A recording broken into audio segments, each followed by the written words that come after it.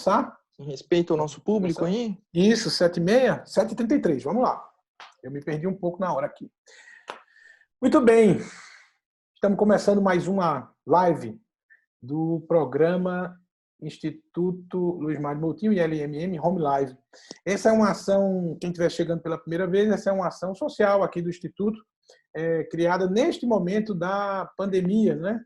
Onde reunimos amigos, professores, palestrantes, pessoas que sempre estiveram por perto do Instituto, não é? E que se doaram para falar daqueles assuntos que são da sua especialidade, né? Hoje nós temos a presença da doutora Raquel Andrade, né, que é advogada, do nosso querido professor e, antes de tudo, amigo de muito tempo, Marcos Antônio Rio da Nóbrega, que é do Tribunal de Contas do Estado de Pernambuco, professor da Universidade Federal de Pernambuco, é doutor em Direito. O nosso querido também amigo Clênio Jair Schulze, juiz federal em Santa Catarina. Ele é mestre, é doutor, é juiz federal naquele estado, né?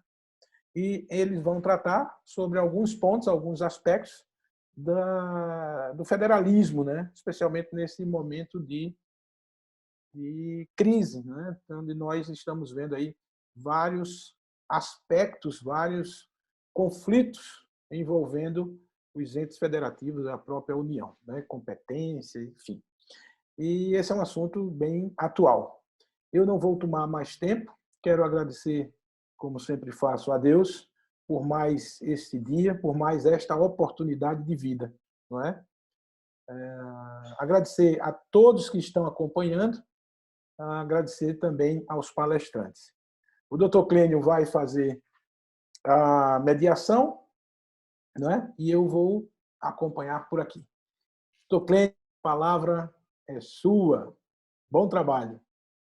Olá, pessoal. Obrigado, Luiz. Enfim, é uma alegria, uma honra para mim retornar aqui a esse ambiente para conversar sobre temas importantes do cenário nacional. Enfim, saudar você, saudar o Maciel, saudar os nossos colegas aqui de bancada, a doutora Raquel, doutor Marcos, enfim, saudar todos aí da nossa audiência. E dizer, enfim, que debater sobre federalismo em tempos de normalidade já é muito difícil. E então imaginem discutir o princípio federativo no cenário brasileiro diante de uma pandemia dessa magnitude, enfim, que nos tem causado essa Covid-19. E o debate sobre o princípio federativo é um debate, enfim, importante. A ideia, portanto, dessa nossa conversa não vai ser trazer questões históricas da sua origem ou aspectos de modelos de outros países, enfim. Acho que é importante a gente ter uma noção da nossa realidade e, a partir disso, portanto, estabelecer algumas questões importantes de modo a melhorar o nosso atual cenário e apresentar sugestões, apresentar ideias aqui ao nosso público, a essa audiência. E uma das questões é debater e discorrer um pouco sobre a pré-crise, né, o momento antes da crise, como era o federalismo lá e como é o federalismo durante a crise e como será na pós-crise.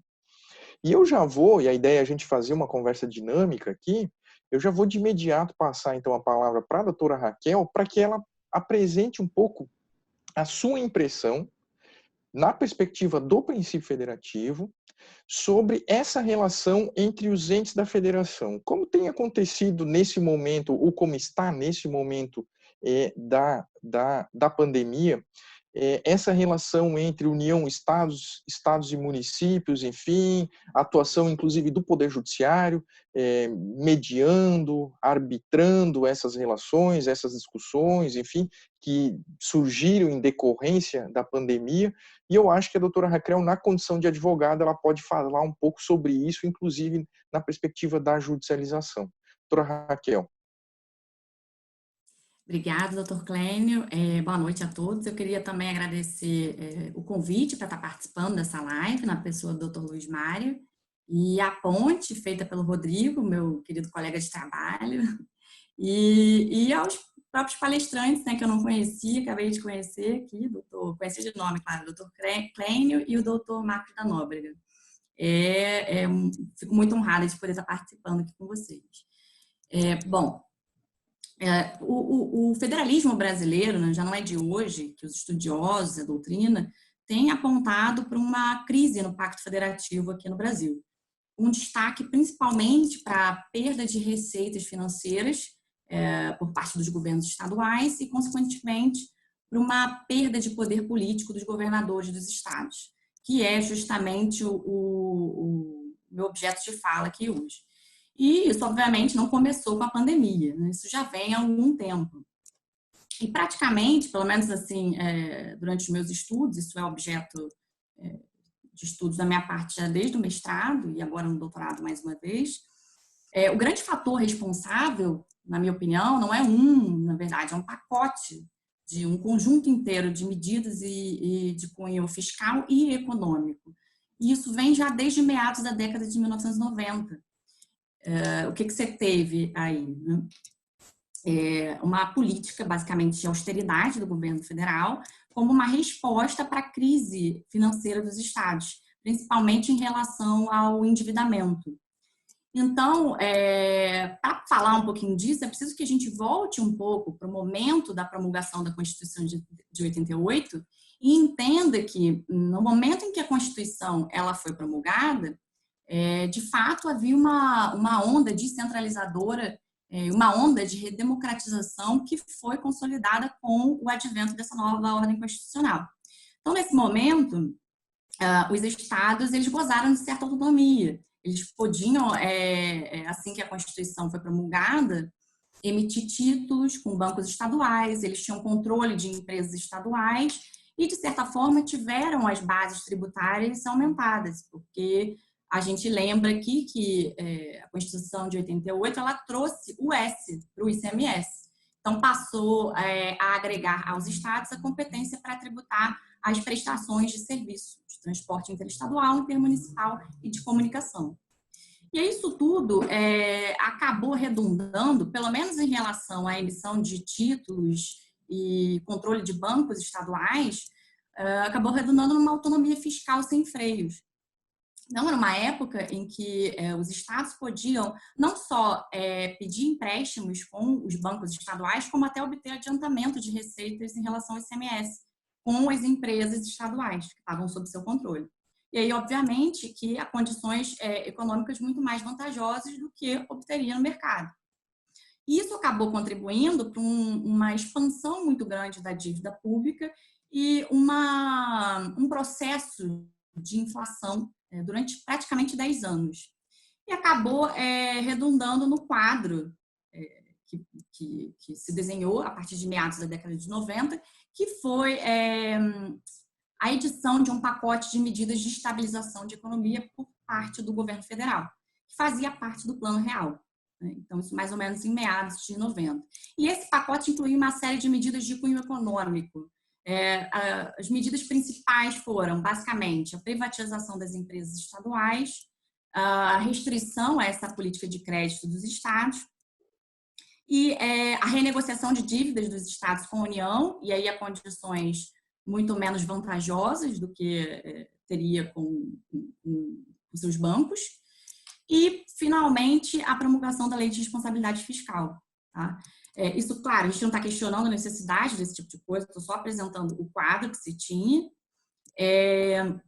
Mas isso teve consequências não só a nível econômico. De fato, houve uma estabilização da inflação, mas isso redundou em uma certa perda de poder econômico estadual e, com isso, uma certa perda de influência política dos estados na agenda política, que não veio sozinha, mas veio também acompanhada por um comportamento que eu chamo de predatório da União no âmbito financeiro em relação aos entes subnacionais. Então, basicamente, o governo federal vem, ao longo dos anos, desenvolvendo uma política de incremento à arrecadação federal via contribuições, em detrimento dos principais impostos da sua competência, que são o imposto de renda e o imposto sobre produtos industrializados. Ao mesmo tempo, vem promovendo uma redução gradual na arrecadação desses tributos através da concessão de isenções. isenções que em determinado momento foram necessárias.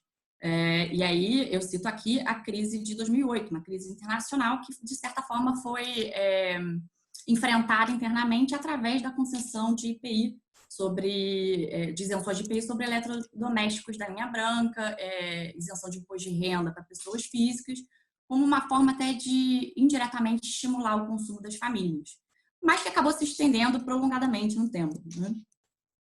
E aqui a gente precisa lembrar que quase metade da arrecadação do imposto de renda e do IPI é repartida com estados e municípios através do Fundo de Participação dos Estados e do Fundo de Participação dos Municípios, que o doutor Marcos vai abordar na próxima fala.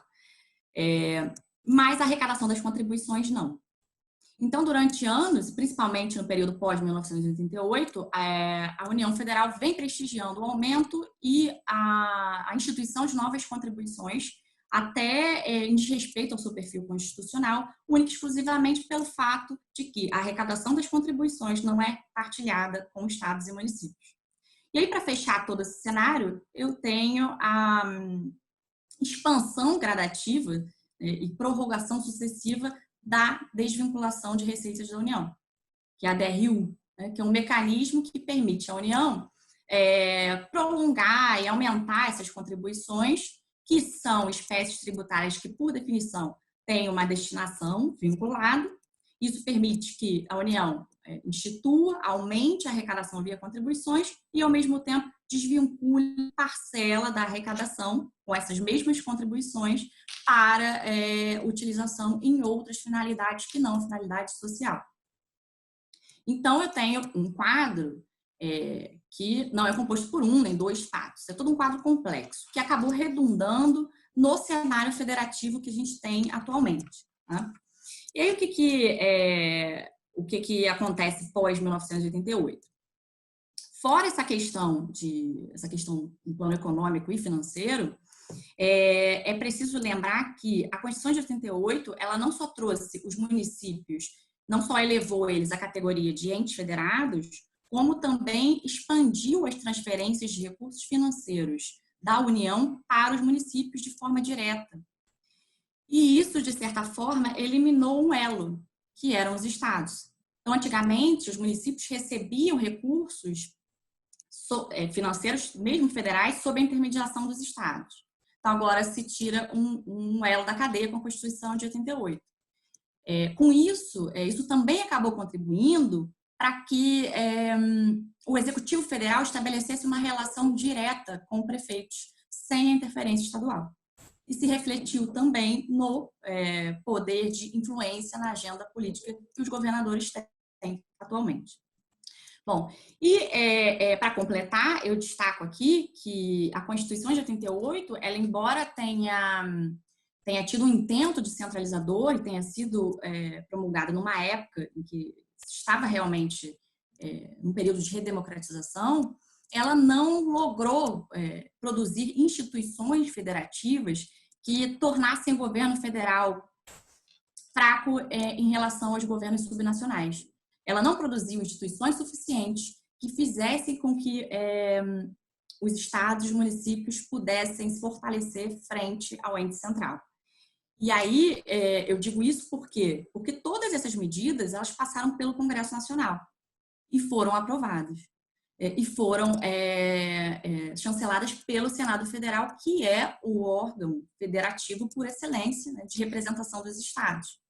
No entanto, o Senado Federal brasileiro não conseguiu exercer esse poder de obstrução da agenda política federal, mesmo num período democrático. E aí, num cenário como esse, a gente agrega agora uma crise de saúde pública sem precedente, né? Então, ao já federalismo capenga, como eu escrevi até no artigo que saiu semana passada, a gente agrega uma crise de saúde startada pela disseminação desse coronavírus, que é um agente externo ao nosso federalismo, externo a esses elementos que a gente está trabalhando aqui. Bom, e aí o que acontece? Desde a confirmação do primeiro caso de Covid aqui no Brasil, que foi em 26 de fevereiro, a gente tem assistido a uma série de medidas desencontradas, né, descoordenadas entre os entes federados. Então, muitos estados se anteciparam e, seguindo recomendações da OMS, já baseado na experiência estrangeira, começaram a adotar medidas duras de enfrentamento dessa crise startada pelo coronavírus. E essas medidas incluíam quarentena oficial, como nós estamos aqui em São Paulo, outros estados, fechamento de escolas, a proibição temporária da circulação interestadual. E, em paralelo, o governo federal ele tem se mostrado crítico a esse tipo de atitude e até defendido um certo isolamento que ele chama de vertical, enfim, medidas que até o momento não são recomendadas pela OMS, como não são as medidas que os estados têm tomado. E aí, num cenário como esse, isso acabou chegando aonde? No Supremo Tribunal Federal. O STF recebeu os primeiros processos no início de março sobre essa questão, e aí eu destaco aqui a liminar do ministro Marco Aurélio, na ADI 6341, ele concedeu essa liminar no dia 24 de março, justamente para assentar a competência concorrente dos estados e municípios em matéria de saúde pública. Competência concorrente dos estados, municípios, Distrito Federal e União. Essa liminar ela foi referendada na sessão do plenário da semana passada, dia 15 de abril, e parece haver, no cenário atual, uma certa convergência no sentido de que os estados, a União Federal e os municípios são entes autônomos e têm competências, ambos, todos eles, né, para adotar políticas de combate a essa crise. Tá? Bom, e aqui, eu já me encaminhando para o final, me parece, e a minha opinião, eu até gostaria de saber de vocês, me parece aqui que essa crise startada pelo coronavírus parece estar encaminhando a gente para um redesenho da situação político-federativa dos estados, a partir dessa situação. E eu cito aqui como um caso, né, emblemático, que eu acho que vai ser até estudado daqui para o futuro, que é esse caso do estado do Maranhão, que ele teve que fazer uma ginástica e uma operação de guerra praticamente para conseguir importar respiradores e driblar o controle federal, vamos dizer assim. O estado do Maranhão, ele comprou respiradores da China, passando pela Etiópia. Esses respiradores entraram em São Paulo por um carregador fretado pela iniciativa privada e depois uma aeronave também fretada levou esses respiradores para o Maranhão para serem desembaraçados lá. Tudo isso para que a União Federal não pudesse controlar isso e, consequentemente, confiscar esses respiradores. Né? Isso, inclusive, também chegou à análise do Supremo Tribunal Federal, numa CO, a CO 3385, e o ministro Celso de Mello, que acabou de sair de licença, proferiu decisão, tutela antecipada nessa CO,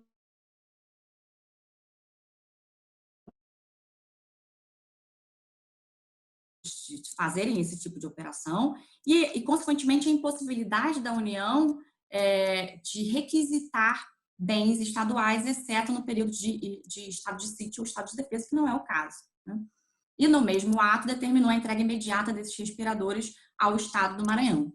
Então, me parece aqui que isso é um caso muito claro da situação que se encontra a Federação Brasileira e dessa ausência de coordenação, como essa ausência de coordenação da União Federal na elaboração e execução de políticas públicas de combate ao Covid, como isso acaba contribuindo para um cenário de reversão desse quadro federativo que a gente apresenta até o dia de hoje, com a participação das instituições federativas, no caso, o Senado Federal, no papel dele de representação dos estados, com a cooperação da Câmara dos Deputados e a moderação do Supremo Tribunal Federal, que é o Tribunal da Federação.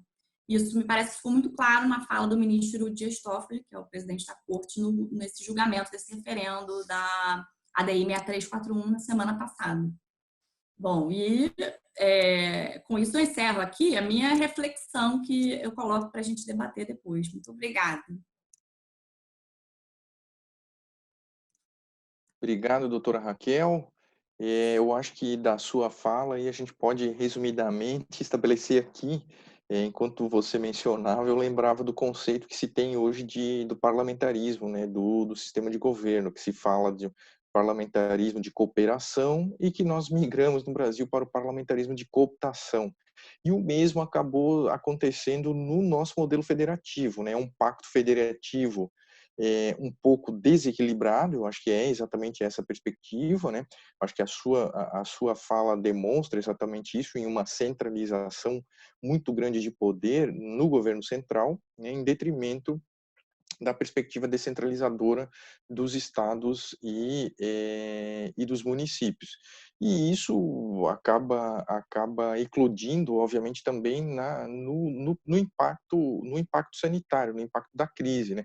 Eu acho que um exemplo muito interessante disso é exatamente perceber o tamanho o espaço de cada orçamento desses três entes, dos três níveis federativos, na proporção, o orçamento da saúde desses três entes na proporção da sua arrecadação. Então, a gente vê aí a legislação, a Constituição e a respectiva lei complementar exigindo aí um gasto de aproximadamente pelo menos 12% dos estados e 15% dos municípios, mas em especial os municípios, há muitos municípios no meu estado aqui, por exemplo, que eu acompanho anualmente, que acabam gastando aí 30% só com investimento em saúde, né? Então, nesse aspecto, é uma questão muito interessante em observar, em debater o princípio federativo exatamente nessa crise, que isso era um modelo que já vinha antes da crise, da pandemia, e agora, no meio da pandemia, após a pandemia, a gente tem essa situação de exigir uma atuação mais acentuada da União, mas em especial no que toca ao cenário da saúde. E nesse sentido, eu gostaria de passar a palavra, então, para o professor Marcos da Nóbrega, para abordar um pouco. O professor Marcos tem uma atuação aí de muito tempo no Tribunal de Contas de Pernambuco, e eu acho que ele pode relatar um pouco da sua experiência nessa perspectiva, essa perspectiva fiscal, né, e também mencionar um pouco como se dá essa relação do impacto do orçamento da saúde nos municípios e no Estado. Enfim, professor, tem a palavra. Obrigado, muito obrigado, Clênio. Eu quero agradecer a todos, o professor Luiz Mário. Para mim é uma satisfação conversar com vocês e falar um pouco sobre um tema, para mim, que é de grande importância, que é a questão do federalismo, né? Há muitos anos eu estudo o tema e isso realmente é uma coisa muito interessante no Brasil. Bem, e o que está acontecendo agora nessa crise do coronavírus é apenas, me parece, a exacerbação de conflitos que já existiam ou já existem há muito tempo na Federação Brasileira, né? Que vem desde talvez do modelo artificial como nossa federação foi posta, né? Sabem vocês que o primeiro país a tornar-se federação foi os Estados Unidos, com a Constituição Americana, e na Convenção de Filadélfia o que ocorreu? As 13 ex-colônias fizeram um pacto na Convenção e resolveram criar um ente diferente delas, que era a União. E eles deram, evidentemente, as competências, mantiveram as competências estabelecidas e deram algumas competências para a União. No caso brasileiro, com a primeira Constituição de 1891, nós nos tornamos uma federação. No entanto, diferentemente do modelo americano, nesse federalismo vertical, a gente passou a dar muita competência para a União e a competência residual do Estado ficou mais esvaziada, porque sempre tivemos, evidentemente, uma tradição centralizadora, né? Talvez o máximo nesse processo todo tenha sido a Constituição de 37. Então, o primeiro grande modelo que a gente vai ter é o modelo americano, de competências enumeradas para a União e competências residuais para os Estados, artigo 25. E a partir da Constituição de 1946, a gente passou a ter a influência também do constitucionalismo alemão, que estabeleceu o federalismo por cooperação, que é as competências comuns do artigo 23 e competência concorrente do artigo 24. Então, esse é o grande edifício constitucional que foi estabelecido, foi focado com a Constituição de 1988. E muito bem falado pela professora Raquel, a Constituição de 88, que tinha um viés de descentralização e um viés municipalista. Tanto é que os recursos houve um aporte maior de recursos para os entes subnacionais a partir de então. Então, o que é que a gente tem no nosso modelo? A gente tem um modelo fiscal que a gente costuma chamar de descentralização fiscal, que é caracterizado por algumas observações importantes. Primeiro, definição de responsabilidade de despesas, de gastos públicos. Então, a primeira característica de um modelo de descentralização fiscal é a autonomia para os entes federados estabelecerem seus próprios orçamentos, suas próprias regras, embora as regras gerais de orçamento e direito financeiro, competência concorrente, competem à União. Mas cada ente federado tem seu próprio orçamento e pode geri-lo com a liberdade que assim for determinada. Uma característica interessante, inclusive, do nosso federalismo fiscal foi estabelecer limites específicos ou tetos, na verdade, são pisos para gastos em educação e saúde. No caso de educação, por exemplo, você tem que os municípios têm que gastar pelo menos 25% em educação. É um pouco do que a gente chama de federalismo paternalista, né? Pessoal, como eles são pequenininhos, eles não sabem o que fazem, eu vou obrigá-los a gastar 25% ou 15% de saúde em alguma determinada despesa. Eu acho que isso é bom. Em linhas gerais é bom, mas gera um monte de distorção, né? Porque tem município, por exemplo, vamos supor um município como Macaé, no estado do Rio de Janeiro, que eu suponho que é um município que tem muito dinheiro por conta do petróleo, e não deve ter muito aluno assim, mas é obrigado a gastar 25% em despesa de educação. Acontece muitas vezes em alguns municípios, inclusive aqui de Pernambuco, você tem, por conta de alguma situação excepcional, tem uma arrecadação muito maior e tem pouco aluno e tem que gastar 25 e no final do ano começa a pintar a escola, começa a dar fardamento, dá 3 vezes o fardamento por ano, com o objetivo ou inflando as despesas de pessoal para dizer que completa 25. Quer dizer, você tem uma norma que vai criar vai estabelecer um parâmetro positivo para os entes subnacionais e acaba gerando, obviamente, desperdício. Então, a primeira característica do federalismo fiscal é a definição, obviamente, das despesas. E aqui eu abro um parêntese no que se refere a despesas com combate de pandemias, de saúde, que é uma coisa que a gente vai ver um pouco mais à frente. A outra característica do edifício federalista, federal, né, é exatamente o estabelecimento de competências tributárias. Aliás, eu abro aqui até um parêntese para dizer o seguinte: a maioria dos países do mundo são países unitários. A federação é uma exceção, né? E uma exceção que se coloca em países de grandes dimensões territoriais. A Rússia, a Índia, o Brasil, os Estados Unidos, o México, são países de grandes dimensões territoriais, são países federais. Talvez essa coordenação ela se coloque melhor em grandes extensões de terra. E uma experiência que não é federal, mas nos ensina muito, sobretudo no que se refere a questões fiscais, é a experiência da Comunidade Europeia. Então, a segunda característica do nosso federalismo fiscal é a necessidade de estabelecer competências tributárias. Isso foi feito de forma explícita na Constituição de 88. No entanto, percebe-se claramente que os entes subnacionais eles não têm condições de realizar suas receitas em sua plena magnitude, sobretudo pela dificuldade de base econômica, né? Eu fiz um trabalho anos atrás com o querido amigo Zé Roberto Afonso para a Fundação Getúlio Vargas, e está no site da Fundação, sobre o IPTU, a capacidade de arrecadação de IPTU de municípios médios. E a gente chegou à conclusão que os municípios médios têm alguma capacidade de fazê-lo, mas os municípios pequenos não têm nada. Tem município que se arrecada R$1.000 de IPTU por ano, quer dizer, não tem base econômica em relação a isso. Então, a gente vive, basicamente, os municípios brasileiros vivem basicamente das transferências dos fundos de participação. Eu escrevi, há uns 15 anos atrás, um artigo muito interessante, que provavelmente ninguém leu, mas eu mesmo achei interessante, que chamava-se Federalismo Seletivo, e na ocasião eu chamava a atenção de que a federação inchada dessa forma não fazia sentido. Quer dizer, naquela época existia ainda um boom de criação de municípios, né?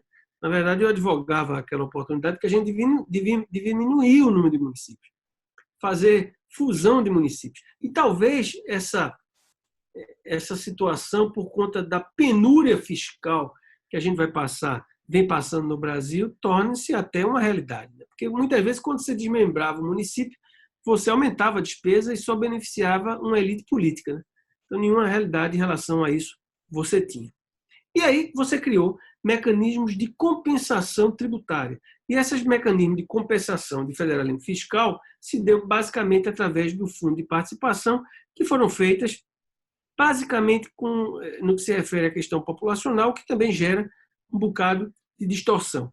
E gerou também, no nosso modelo de federalismo, muito bem falado pela professora Raquel, outro tipo de distorção.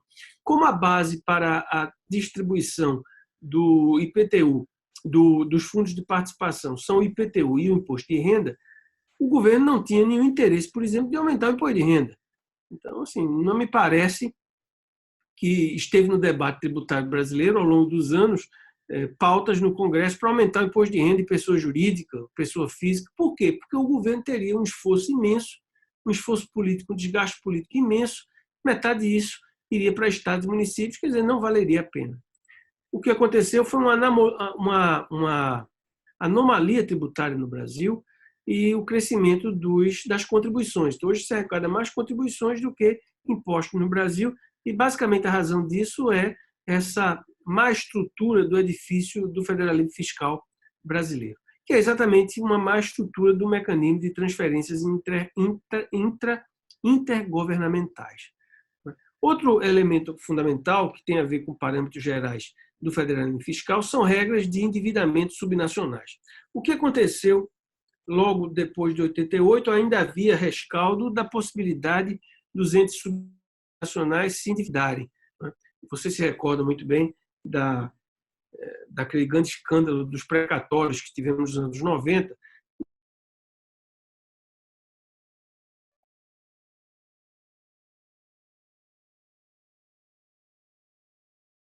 Acho que travou.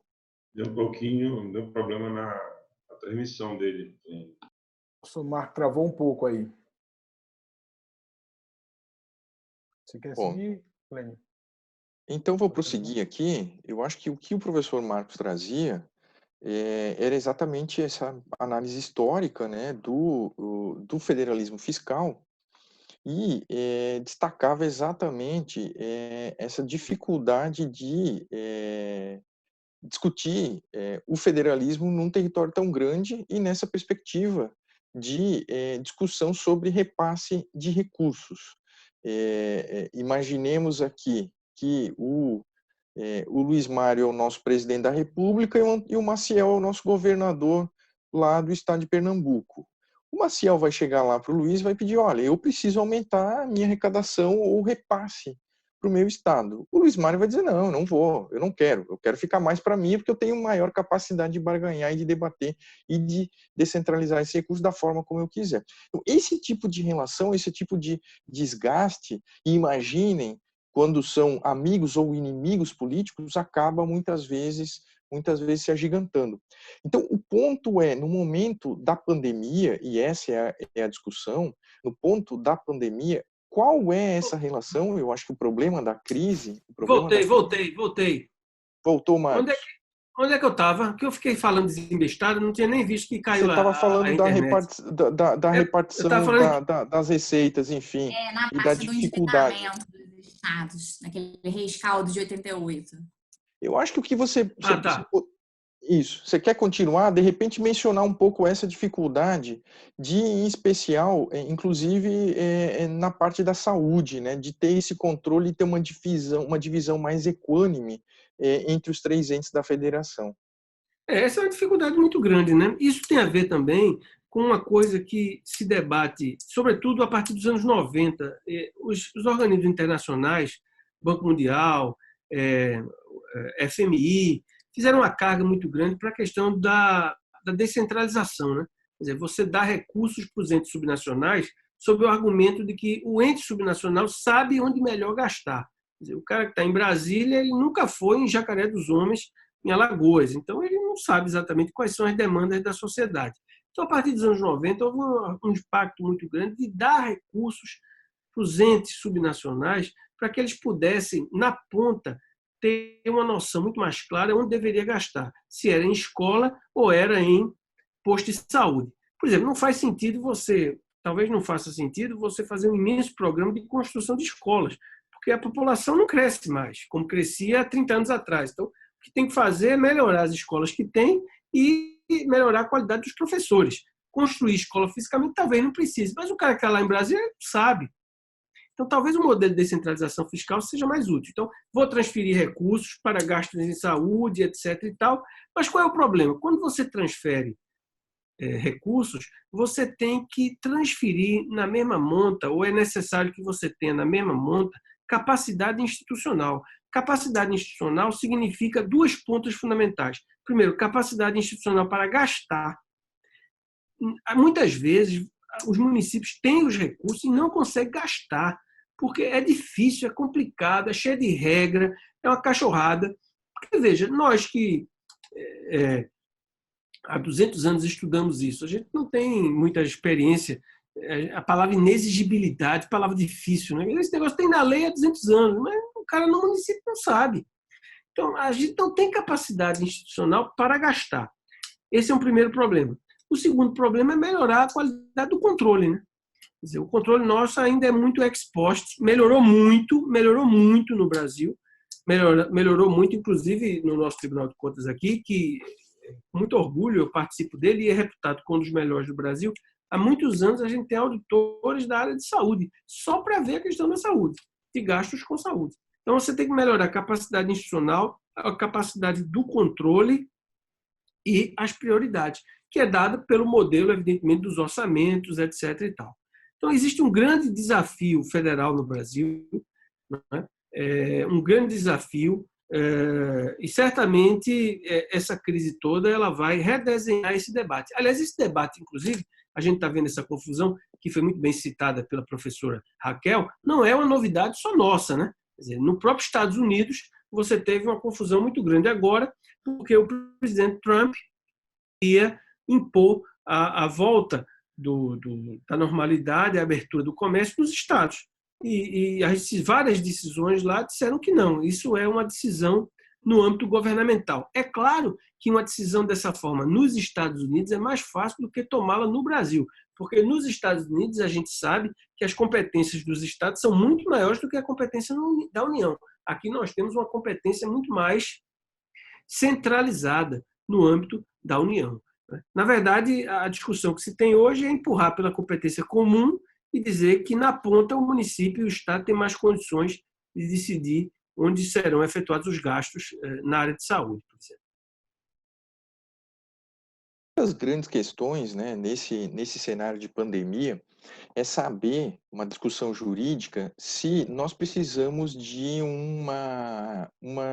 um direito provisório ou um direito de crise que vigoraria apenas durante essa pandemia. Então, se fala em direito provisório, direito de crise, direito dos desastres, enfim, e isso levaria a uma jurisprudência de crise. Nessa linha, e aí eu gostaria de ouvir a professora Raquel, o professor Marcos também, há esse debate sobre orçamento de guerra. Então, essa discussão, efetivamente, nós precisamos de um orçamento de guerra ou o arcabouço constitucional que nós já temos estabelecido antes da crise já seria suficiente para isso? Eu acho que é exatamente uma discussão importante para estabelecer alguns limites e saber se nós estamos no caminho certo com a criação, com essa ideia do orçamento de guerra. Eu acho o seguinte, é fundamental você fazer esse orçamento de guerra, porque o que vai acontecer na prática? E por isso que a transferência, por isso que deve ter sido votado ontem, inclusive no Senado, essas transferências de recursos para cobrir o buraco do ICMS e do ISS. Por que isso? Porque como os estados e o município não têm capacidade de endividamento, o único que tem capacidade de fazer isso é a União. Então, o único jeito de tapar esse buraco fiscal é a União que tem que fazer. Então, o que vai acontecer no frigir dos ovos? Aumento da relação dívida-PIB, aumento do endividamento federal.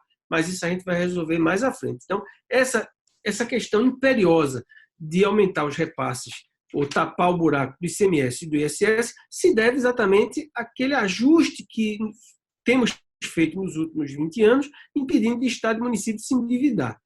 Então, assim, a gente tirou lá atrás e agora vai ter que dar porque não tem buscar dinheiro. Como é que o Estado e o município vai buscar dinheiro? Essa é uma segunda questão. É imperioso fazer um orçamento de guerra por várias razões. É claro que nós temos instrumentos que possibilitavam isso. Por exemplo, o empréstimo compulsório, furado, porque teria que ter uma lei complementar e teria que devolver. Então, não vai devolver, né? Nunca, a última que teve foi um plano cruzado, nunca devolveu. É uma primeira coisa. A segunda possibilidade que a gente tem é crédito extraordinário. No entanto, isso geraria um efeito que você tem que ficar mandando os créditos, isso levaria tempo. Então, também não daria certo. Então, a melhor opção é você fazer um orçamento que só vai vigorar apartado durante a crise. O perigo que a gente tem é que esse orçamento de crise ele vaze para os anos seguintes. Esse é o grande perigo. Eu preciso isolar esses gastos em caráter excepcionalíssimo, senão eles vão continuar vazando, porque, evidentemente, todo mundo quer fazer gasto, né? Então, vazar para os exercícios seguintes. Aí vai ser de uma repercussão fiscal devastadora. Então, precisa de um orçamento de guerra para que você possa, por exemplo, suspender a regra de ouro. Né? É uma coisa que está muito em debate. O que é a regra de ouro? Não é, por exemplo, se você for os nossos...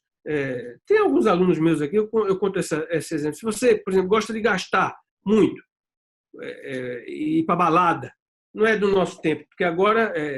Antigamente eu encontrava meus amigos na balada, agora encontro na farmácia, na Drogazil. Antigamente. Então, mas você, a professora Raquel, que é novinha, aí tal, e meus alunos gostam de gastar muito dinheiro na balada, mas não tem dinheiro suficiente para isso. Aí começa entrando no cheque especial ou começa pedindo dinheiro emprestado. Ou seja, em algum momento vai quebrar. Então, se você gasta todo mês, se você entra no cheque especial para gastar o dinheiro do supermercado ou para botar combustível no seu carro, que são receitas correntes, você vai quebrar. E é isso que diz a regra de ouro. As operações de crédito não podem ser maiores do que as despesas de capital. Porque se você fizer assim, você está tomando dinheiro emprestado para pagar a despesa corrente. Você vai quebrar. Mas na crise pode.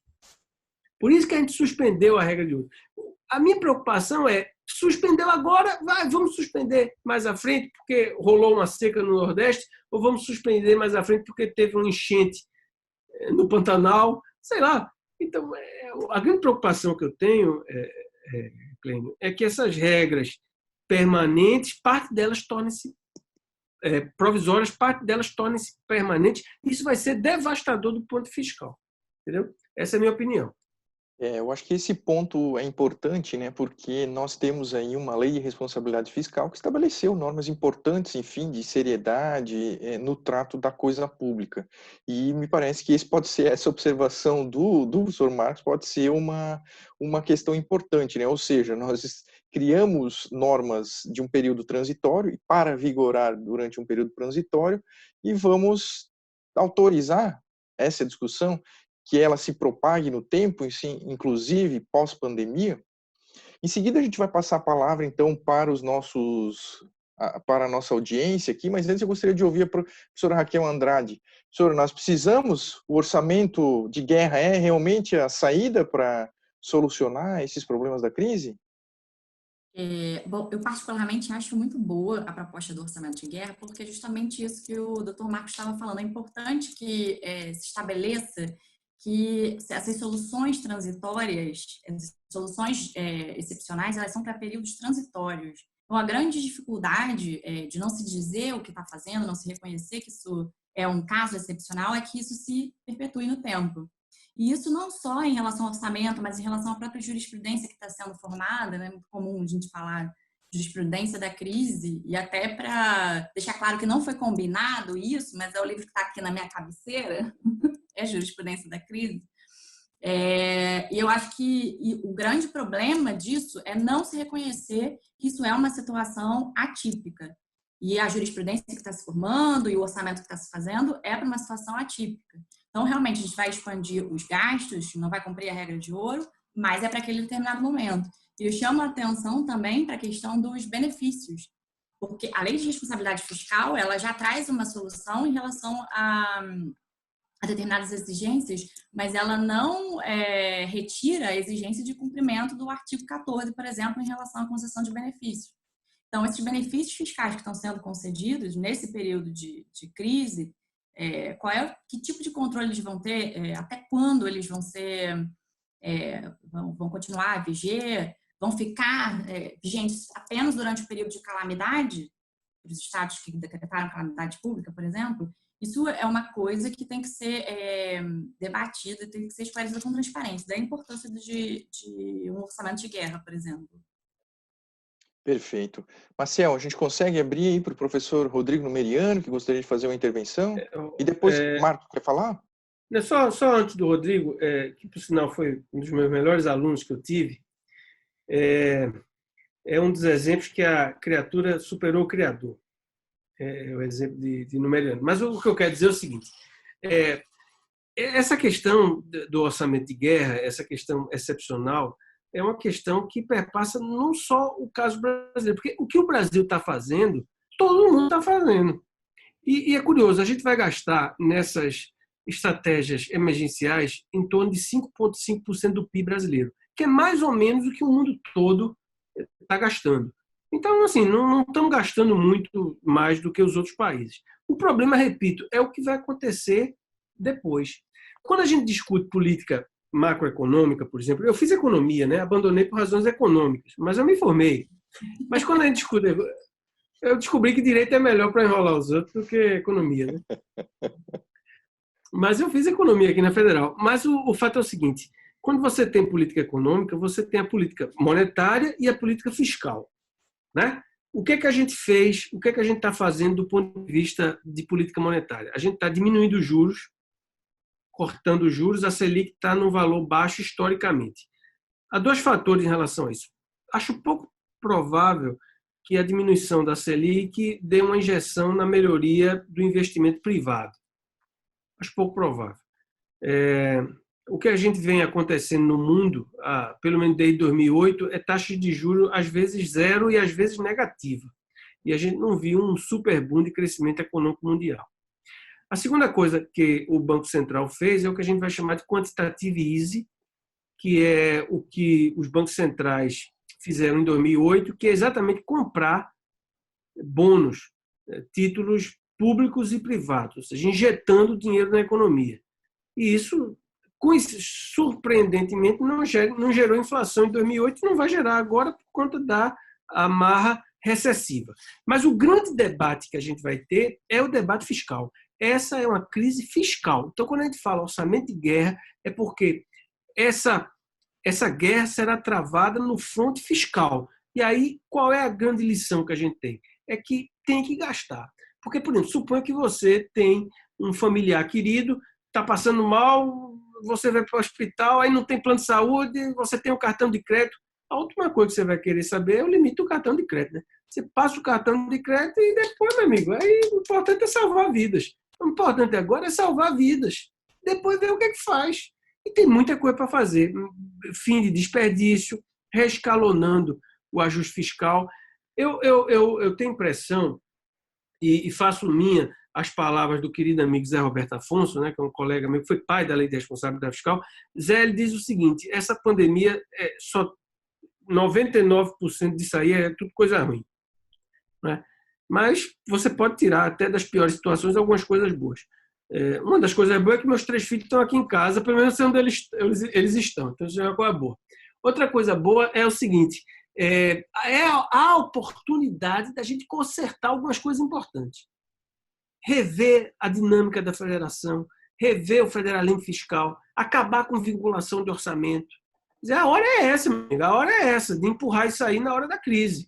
Depois você não consegue mais. Então, vamos ver como é que a dinâmica política se estabelece em relação a isso. Não é um problema brasileiro, é um problema do mundo, e todo mundo está interessado nisso. Por exemplo, ontem eu falei na Universidade de Berkeley. Quarta-feira que vem eu vou falar no Cazaquistão, na Universidade do Cazaquistão. Infelizmente, por esse negócio aqui, webinar, eu queria estar lá, né? Infelizmente, pelo webinar. Mas, enfim, mas qual é a pauta? É toda essa. É um problema do mundo todo. A pauta do controle vai se fortalecer, a pauta do direito financeiro e da tecnologia. A professora Raquel, na sua colocação inicial, muito pertinentemente diz perda de receita financeira. Sabe por quê? Porque a grande âncora fiscal dos estados é o ICMS. A mercadoria, muitas vezes, está sendo transformada em serviço.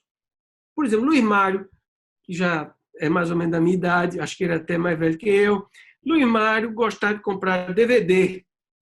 Ele não tem mais DVD, agora é Netflix. Agora não tem mais livro, as livrarias estão fechando, Kindle. Na verdade, agora não tem mais tudo Netflix, essa coisa toda. Então, o que era ICMS, agora é serviço. E tem uma coisa fantástica, a mutação da natureza jurídica do bem.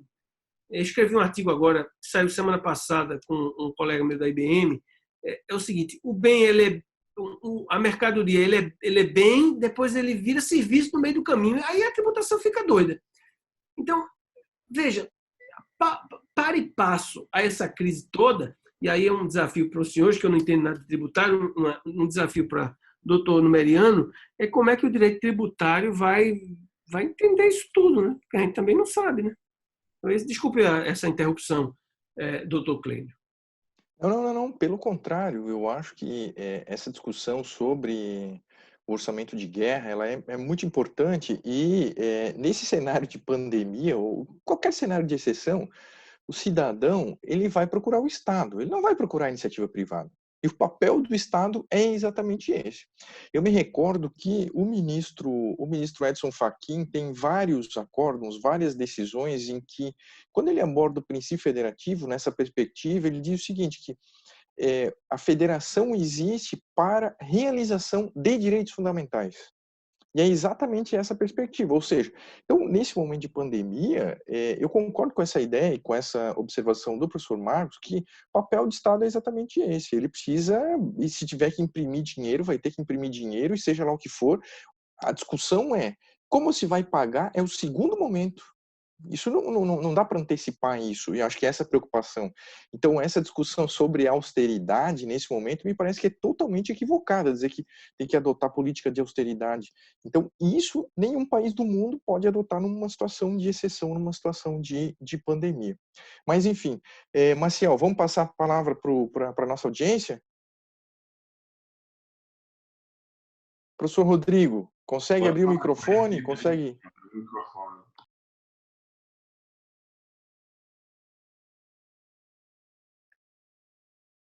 Professor Rodrigo Numeriano. Acho que tem que abrir aí, Tony, o microfone dele. Antônio. Está aberto, ele tem que abrir. Numeriano precisa abrir o seu microfone. Você está com o microfone fechado. Ele caiu, está entrando de novo. Não, eu estou aqui já. Então vai. Bom, primeiro eu preciso parabenizar a todos pelo elevadíssimo nível do debate que a gente está vendo essa noite, extremamente bem conduzido pelo Dr. Clênio, que merece todos os nossos louvores. E quero deixar um abraço grande para o professor Marcos Nóbrega, foi meu professor na graduação, foi meu professor no mestrado, aprendi muito com você. Também deixar um abraço para a Raquel, para o Dr. Luiz Mário, para o Antônio, de quem sempre sou fã. E eu tenho uma pergunta que tem me inquietado desde o início do reconhecimento jurídico da calamidade pública no Brasil. Porque quando o estado de calamidade foi reconhecido pela mensagem presidencial 93 de 2000, a primeira coisa que me veio à cabeça é vamos aplicar uma regra de fuga que, a meu ver, seria o artigo 65 da Lei de Responsabilidade Fiscal. Por força desse artigo, fica dito que na ocorrência de calamidade pública, oficialmente reconhecida, enquanto perdurar a situação, ficam os entes dispensados do atingimento dos resultados fiscais e de limitação de empenho, ou seja, todo mundo pode se endividar. E o que fica martelando na minha cabeça é que o dispositivo diz, enquanto perdurar a situação. Então, se não houver esse orçamento de guerra que vocês tão bem estão discutindo, será que o presidente da República, por exemplo, que não atingir a meta fiscal porque precisou gastar, ou o governador do estado que precisou gastar demais e não atingiu a meta ou não contingenciou o suficiente, será que essas autoridades vão incorrer em crime de responsabilidade ou vão cometer atos de improbidade administrativa? Isso eu acho que é uma reflexão muito séria, porque se de fato ficar pendendo sobre a cabeça deles a espada da improbidade administrativa, é muito possível que a gente não tenha uma solução satisfatória dessa crise, já que essa solução prescinde do gasto público, né? do aumento do gasto público. O exemplo do professor Marcos Nóbrega sobre o limite do cartão de crédito e o parente enfermo é muito oportuno nesse momento.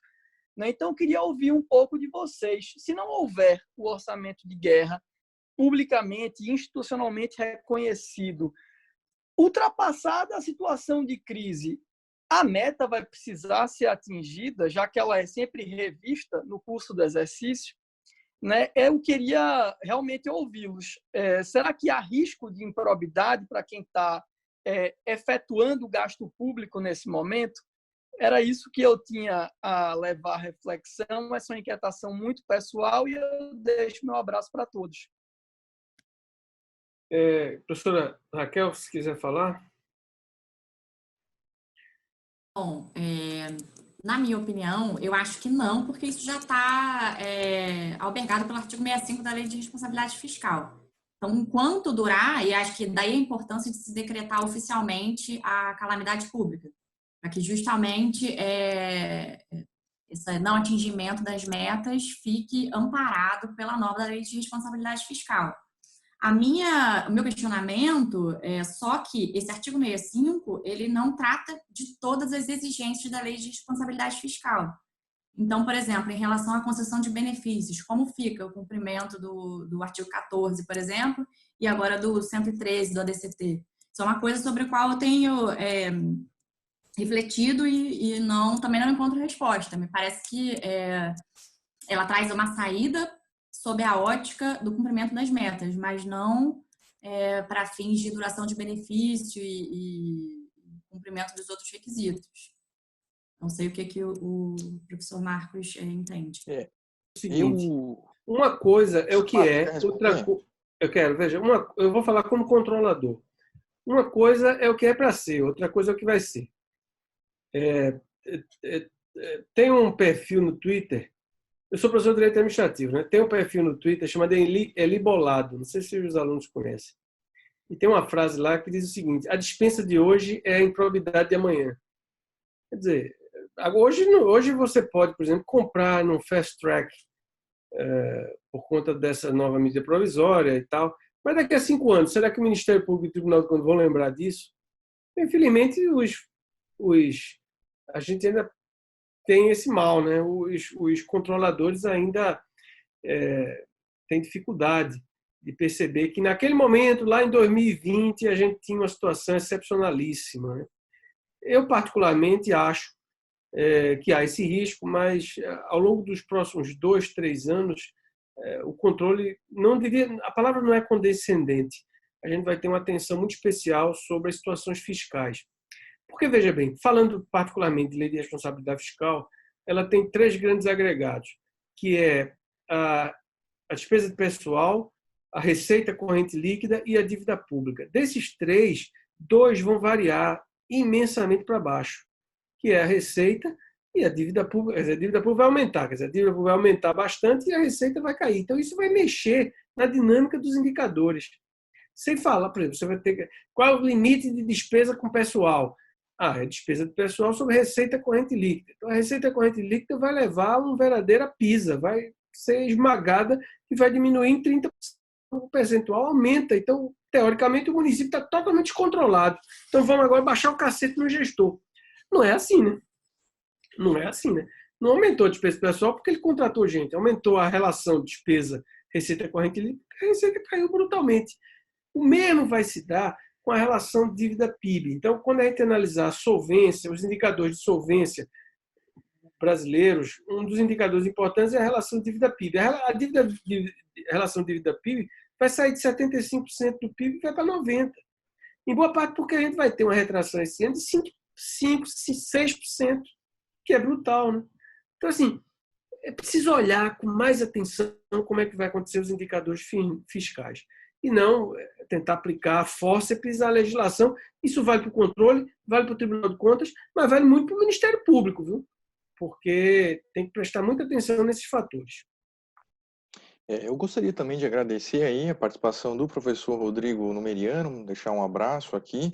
E eu também, na minha visão, me parece que e esse cuidado, né, a discussão sobre os impactos da pandemia na gestão, na perspectiva do olhar do sistema de justiça, me parece que a perspectiva mais adequada é uma postura de autocontenção do sistema de justiça nesse período de pandemia e principalmente na análise do que foi feito durante o período da pandemia, pós-pandemia. E eu falo isso exatamente por conta desse cuidado, ou seja, é difícil ser gestor público no Brasil num período da normalidade. Então, se nós considerarmos o período da exceção, que é o período da crise, isso se agiganta e fica muito mais difícil. Então, me parece que, e aí eu falo, inclusive, até como juiz, se eu tiver alguma demanda nessa natureza, eu vou adotar um papel de autocontenção muito maior, salvo situações, né, que tenham demonstração aí de irregularidades muito graves. Agora, você não pode condenar o gestor exatamente porque o papel dele, nesse momento, é solucionar um problema gravíssimo da sociedade. Eu diria até que um problema muito mais grave do que se você somar a crise do 11 de setembro com a crise de 2008 que a professora Raquel mencionou na sua primeira intervenção. Então, isso a gente precisa ter um olhar nessa perspectiva exatamente de evitar isso. E o Ministério Público da mesma forma. O Ismário tá aí, eu acho que a postura que o Judiciário deve ter é exatamente essa, ter um olhar, mas não de sair com uma metralhadora giratória de querendo punir todo mundo por conta daquilo que se fez. Eu acho que a observação do professor Marcos é muito importante, porque o papel, em especial, das cortes de contas é exatamente essa postura, esse papel de pedagogia, de indicar qual é a postura mais adequada, inclusive também durante o cenário de crise. Tem mais algumas perguntas aqui da nossa audiência. A Sulaini pergunta aqui se cada unidade federativa também tem autonomia para editar suas normas, né, essas duas decisões durante o momento da pandemia. Sim, essa discussão, acho que até a fala inicial da professora Raquel mais ou menos conduziu para esse debate, né, dessa relação da atuação entre as três esferas da federação, e isso chegou ao Supremo naquele tema, na discussão sobre a validade dos decretos que estabeleciam o confinamento, né, ou chamado isolamento horizontal, que foi adotado de uma forma mais contundente no início e que agora os governadores passam a restringir, ou melhor, a abrir um pouco mais. E isso o Supremo chegou, obviamente, o tema no Supremo, por intermédio de uma DPF, uma arguição de descumprimento de preceito fundamental, de número 672, e o Supremo estabeleceu exatamente isso. Olha, essa competência para debater essas questões, especialmente essas restrições, não é exclusiva do ente federativo central, não é exclusiva da União. Então, aqui se adota essa perspectiva de respeito ao federalismo e há uma atuação concorrente aqui, da competência concorrente de todos os entes da federação.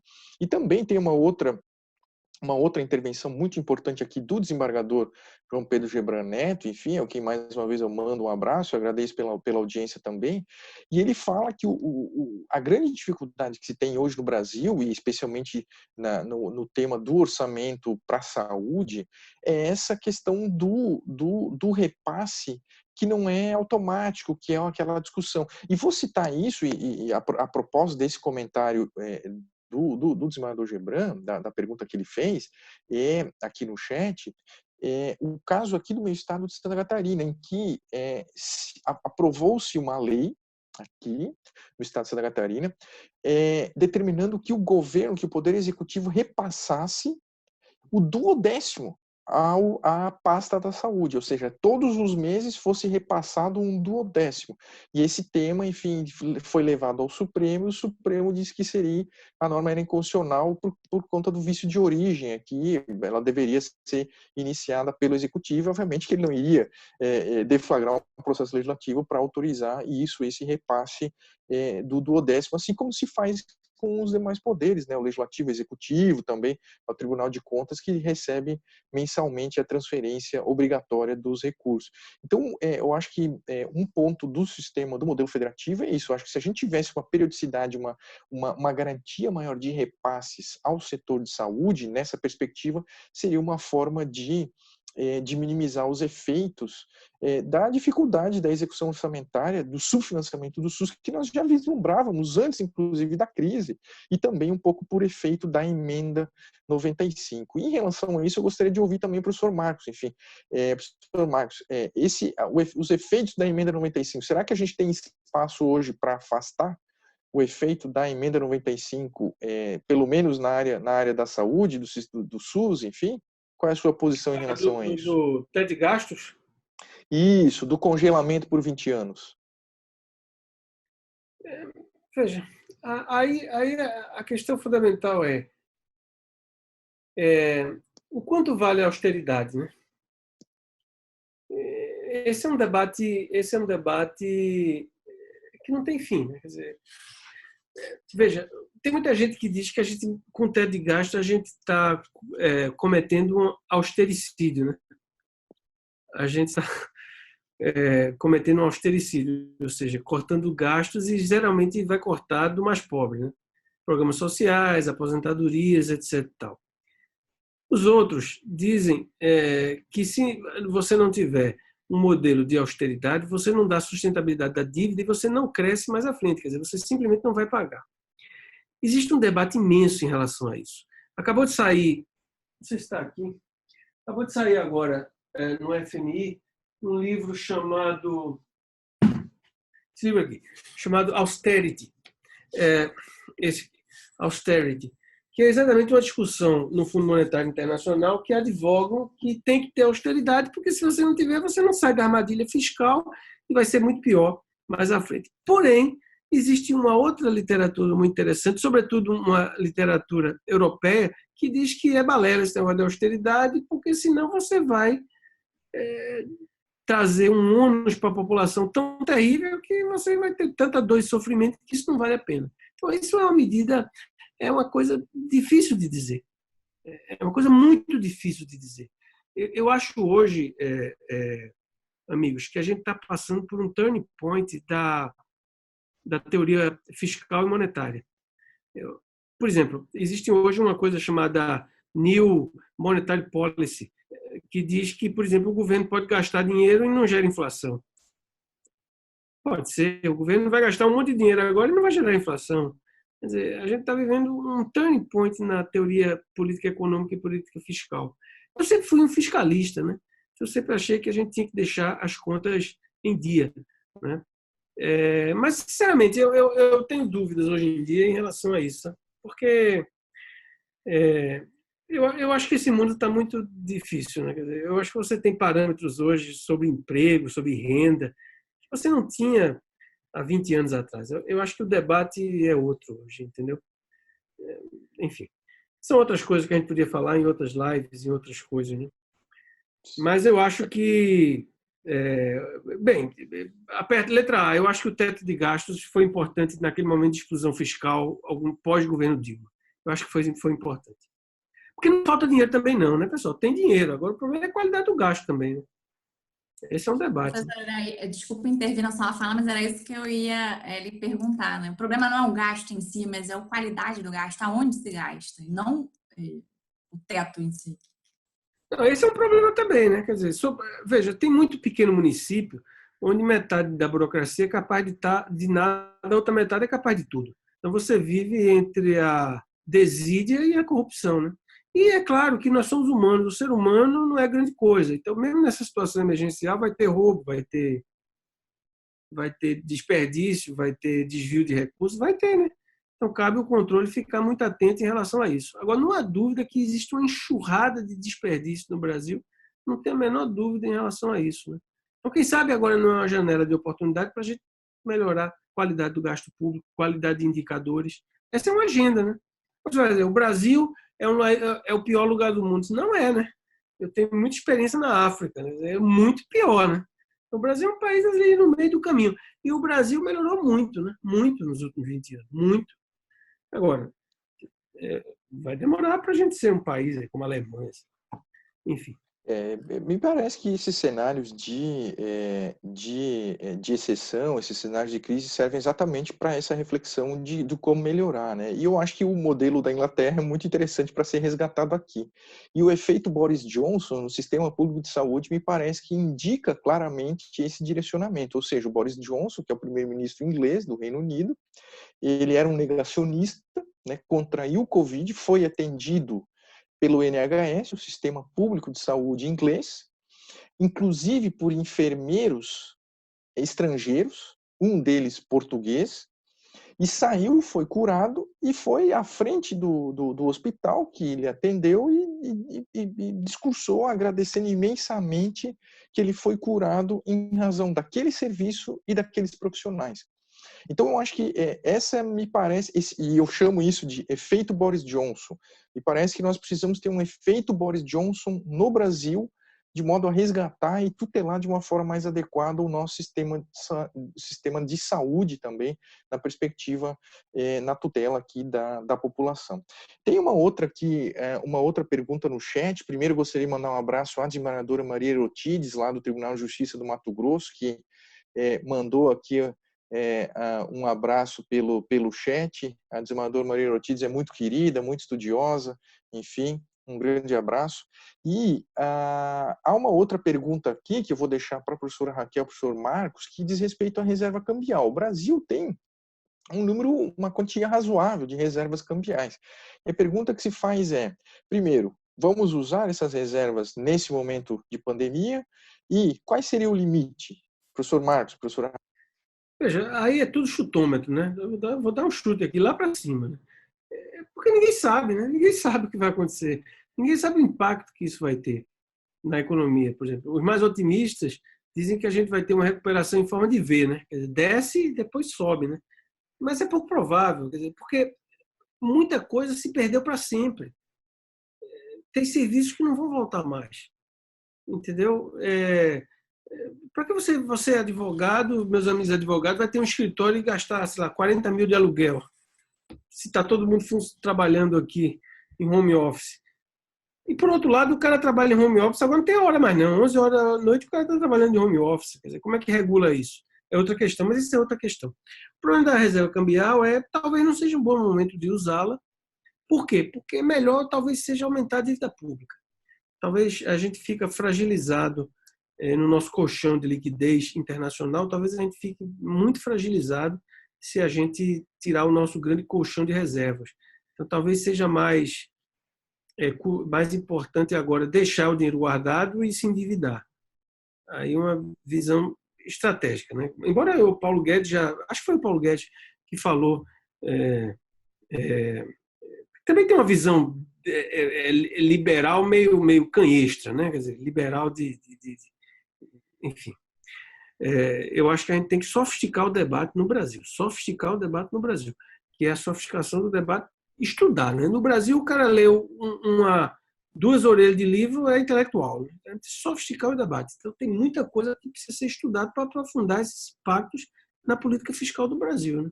Eu acho que, em resumo, eu acho que é melhor deixar o dinheiro sem não gastar a reserva e se endividar e depois ver o que é que vai fazer.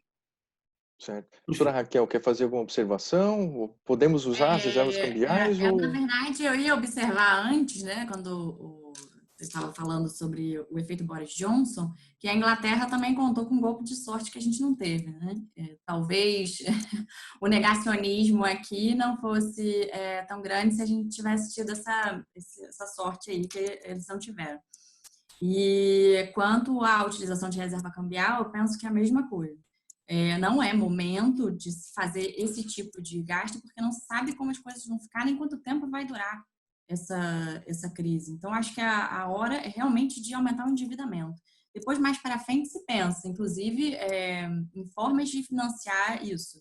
Então, novos tributos, se for o caso, mas não é o momento agora. Certo. Uma outra questão importante, a gente já vai logo caminhar para o final aí, eu já vi aí o Luiz Mário e o Maciel aqui olhando, mas uma questão, a gente não pode encerrar esse debate, eu acho que é trazer esse ponto da separação dos poderes na perspectiva federativa nessa situação de pandemia. E uma das questões que tradicionalmente, pelo menos a jurisprudência do período da normalidade, ou seja, fora do momento de crise, é que nesse ambiente tributário e fiscal e de direito financeiro, o Poder Judiciário não tem o Poder Legislativo a atuação de editar normas, de proferir decisões normativas ou com conteúdo positivo, né? Ou, por outras palavras, não pode atuar com um ativismo judicial nesse aspecto.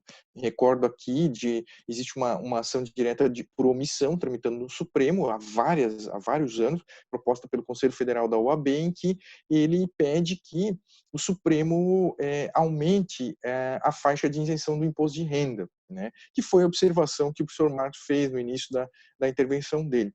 Ou seja, tradicionalmente, a jurisprudência do período da normalidade, isso não é papel do Supremo, porque isso é atuar como poder legislativo ativo e no momento da normalidade, quando não se discute direitos fundamentais, a atuação do Poder Judiciário é atuar como legislador negativo, ou seja, só excluir do sistema jurídico aquilo que é incompatível com o texto da Constituição. Agora, quando se discute concretização de direitos fundamentais, e esse é um momento, nós vivemos um momento de crise, as pessoas foram despedidas, perdendo seu emprego, muitos não têm o que comer, não têm o que fazer, o Estado precisa atuar. E aí nós temos aí uma série de direitos sociais. Eu gostaria de ouvir rapidamente aí, nos últimos minutos, a professora Raquel e o professor Marcos, qual é a visão que eles têm nesse sentido diante de uma eventual omissão dos entes públicos. Poderia o Estado juiz aqui, o Poder Judiciário, nessa perspectiva, atuar como um legislador positivo, estabelecendo normas que possam efetivamente tentar ajudar nessa superação a esse cenário de crise? Bom, vou começar aqui respondendo. Me parece que o judiciário não pode se substituir ao legislador mesmo num período de crise. Então, pelo menos em relação ao aspecto federativo, o papel dele é muito claro de fazer essa moderação. Ele atua como um árbitro. Ele tem outros meios de instar os poderes a se manifestar. Inclusive, fazendo uso de audiência pública, audiências de conciliação. Então, existem outras formas de instar os poderes a se manifestarem sobre determinados assuntos. Em relação à matéria de direitos fundamentais, é que eu acho que é um ponto mais sensível. E, por exemplo, eu estava vendo essa semana, no final da semana passada, uma decisão da Justiça Federal que suspendeu a obrigatoriedade de regular cadastro no CPF para obter esse benefício de R$600 do que o governo federal acabou de aprovar. E aí me parece, fica a reflexão, isso é ativismo judicial ou isso é o judiciário atuando para tutelar os direitos fundamentais, que é justamente daqueles que mais precisam? Porque a situação de rua, a pessoa que está em situação de rua, ou a pessoa que não votou na eleição passada, ela está com CPF irregular. Será que isso é qual é o limite da atuação judicial aí? É um ativismo? Na minha opinião, não. Eu acho que é o afastamento de uma exigência irrazoável para o período em que nós estamos, que vai ter efeitos positivos. Mas não me parece que seja uma atuação positiva. Então, é muito complicado em matéria de direitos fundamentais falar abstratamente, né? Porque a análise se dá muito caso a caso. Mas eu acho que é o único momento em que o judiciário deve ser mais sensível a tutelar esse direito fundamental, mas não a produzir norma. Né? Eu também acho que não pode. Eu também acho que não pode, né? Porque imagine, se você fazer uma política tributária, existe um arcabouço, existe um background no Poder Executivo imenso, né? Do Ministério da Fazenda, de estudos tributários, de pesquisas, de indicadores macroeconômicos. O Judiciário não tem essa capacidade de fazer toda essa avaliação. essa é a questão técnica. E a questão constitucional é que eu acho que também não tem competência para isso, não. Acho que a competência é do Poder Executivo. Aliás, isso não é um mal do Supremo, não. Viu? É um mal também do Ministério Público e dos Tribunais de Contas, tentando fazer, indo mais à frente, né, do que poderia dizer. Né? Tem decisão, por exemplo, do TCU, mandando mudar a taxa interna de retorno de concessão. Não pode, né? Ele pode dizer que a taxa interna de retorno está errada. Pode dizer que vai ser 8, 9, 10. Não cabe ao controle. Entendeu? Então, eu acho que há um esgarçamento, há um desarranjo institucional no Brasil. O Brasil é que nem um bocado de formiga doida. Um desarranjo institucional. Então, precisa, isso, em boa parte, foi causa, culpado, eu acho que foi a Lava Jato, que eu sou a favor da Lava Jato, mas gerou um desarranjo institucional. Então, todo mundo agora quer mandar, tem muito cacique, mais cacique do que índio. Isso gerou tensões em várias áreas, certamente na área judicial, do Ministério Público e do controle. Mas isso também é tema para a pauta de outras discussões. Certo. Nós estamos, então, caminhando para o final aqui. Eu vou pedir, então, para a professora Raquel fazer as suas considerações finais, enfim, depois o professor Marcos. Bom, eu gostaria de novo de agradecer por estar participando desse debate com pessoas tão qualificadas. E, bom, a minha observação final aqui é que a gente está num período de incerteza e de mudança em relação a vários setores, vários âmbitos, né? Não só no âmbito econômico, no âmbito fiscal, mas também no âmbito das relações federativas. E fica aqui o meu palpite de que a partir de agora a gente pode começar a ter uma participação mais efetiva dos estados na política nacional, né? Um diálogo melhor com o executivo de um jeito ou de outro, né? Eu estava assistindo agora há pouco, antes de começar esse nosso debate, um webinar com o governador de Goiás, Ronaldo Caiado. Ele estava justamente tocando nessa mesma tecla que a gente está tocando aqui, da coordenação federativa para poder enfrentar o desafio da pandemia. Não me parece que sem uma ação coordenada a gente vai conseguir fazer isso. E ele citava, inclusive, o exemplo do FPE e do FPM, cujo critério de entrega é o inverso da arrecadação do ICMS. Então, por exemplo, agora os estados que mais arrecadavam ICMS até então, por conta das atividades paralisadas, são os estados que vão mais precisar da ajuda do governo federal. Então, é isso que faz com que o diálogo e a coordenação com o ente central seja ainda mais importante nesse período. Perfeito. Obrigado, professora Raquel. Professor Marcos, as suas considerações finais, por favor. Eu acho assim, acho que o futuro não é mais como era antigamente, né? Que aliás, não é uma frase nem do Renato Russo, né? Do Aldous Huxley.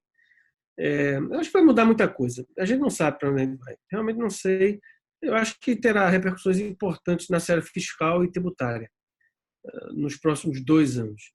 E aí o doutor Luiz Mário me falou, isso é uma oportunidade imensa para os advogados, né? Porque o que é que vai ter de confusão nos próximos 2 anos, né? Então, até na crise é oportunidade, né? Não é verdade? Então, eu só quero agradecer o convite do doutor Luiz Mário, que eu conheço há 20 anos, né? Quero parabenizar ele por esse trabalho extraordinário que tem feito no Instituto, levando conhecimento, né? Porque acho que uma das inovações, uma das novidades das gerações novas, né, mais recentes, é que você não existe mais ex-aluno, né? Você é sempre aluno. E, graças a Deus, estamos todos aqui com essa plena consciência e capitaneados pelo nosso querido Dr. Luiz Mário. Então, muito obrigado, muito agradecidos. Eu também quero deixar aqui meu agradecimento e dizer que realmente eu acho que essa crise aí vai trazer muita lição para todos nós, né? Enfim, para o mundo vai ser diferente. O impacto da crise, possivelmente é a maior crise, é a mais difícil que todos nós passamos e passaremos nas nossas vidas, né? Espero que todos nós conseguimos sair dessa crise tirando só os bons proveitos, né, esquecendo, né, aquilo que teve de ruim. E eu acho que o ponto é exatamente isso, né, aproveitar essa janela de oportunidade para construir coisas novas, aplicarmos de uma forma mais adequada o princípio da solidariedade, muitas vezes esquecidos inclusive na perspectiva judicial, mas nas nossas vidas particulares também.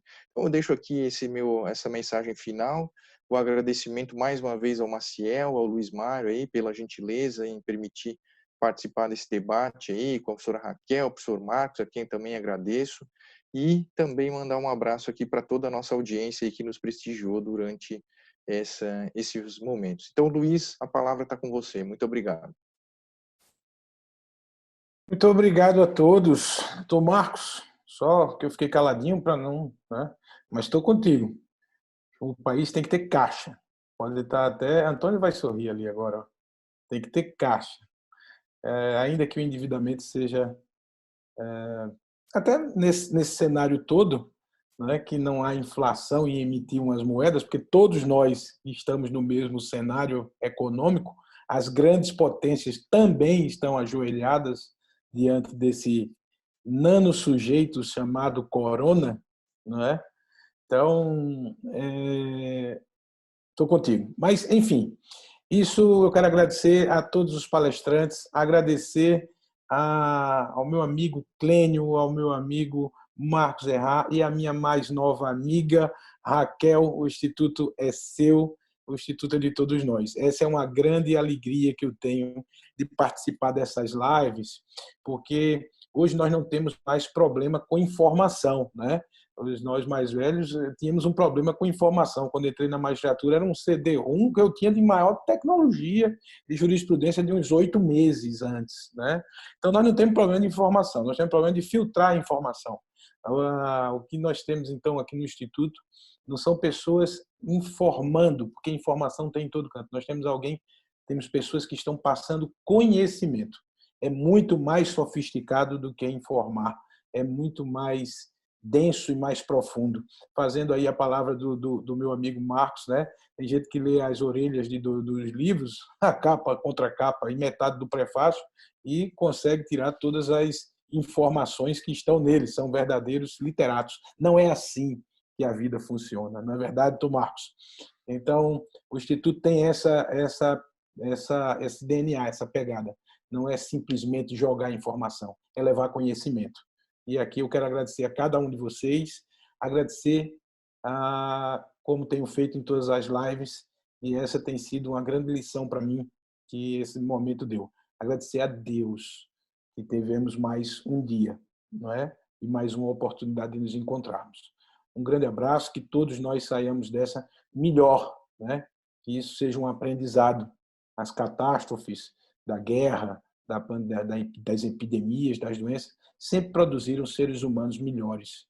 É duro, é traumático, é ruim, mas, por certo, nós faremos parte de uma geração melhor. Essa é a minha visão do meio copo cheio. Um grande abraço a todos, boa noite. Sim, só um minuto, eu preciso dar esses recadinhos. Quem está acompanhando até agora, essas lives vão ficar disponíveis na videoteca do Instituto. É só entrar lá, www.institutoluismariomoutinho.com.br. Dia 30 nós temos um outro encontro, uma outra live, que é com o doutor Numeriano sobre tributário. É isso, Antônio? Vamos anunciar logo do dia 27. Você sempre faz a pegadinha do dia 27. Sempre me atrapalha um pouco. Então tem segunda-feira. Jurídico, contrato de plano de saúde. Sim, contrato de plano de saúde, dia 27, às 19h30, com Marcos Errá, Gabriel Schumann e Elton Fernandes. Paula Moura, doutor Marco Errá. Olha aí. E dia 30, vamos lá, Antônio? Dia 30 aí. Peguei, não foi? Dia 30 é no Meriano, Luiz Felipe e o professor é de tributário. Daí o professor vai me perdoar. A professora Renata também, ontem eu também fiquei engasgado. Mas, enfim, um grande abraço a todos. Obrigado por tudo. Que Deus nos ilumine e nos proteja. Um abraço. Tchau, tchau. Um abraço. Obrigada, um abraço. Obrigado, professora Raquel. Obrigada a vocês. Obrigado.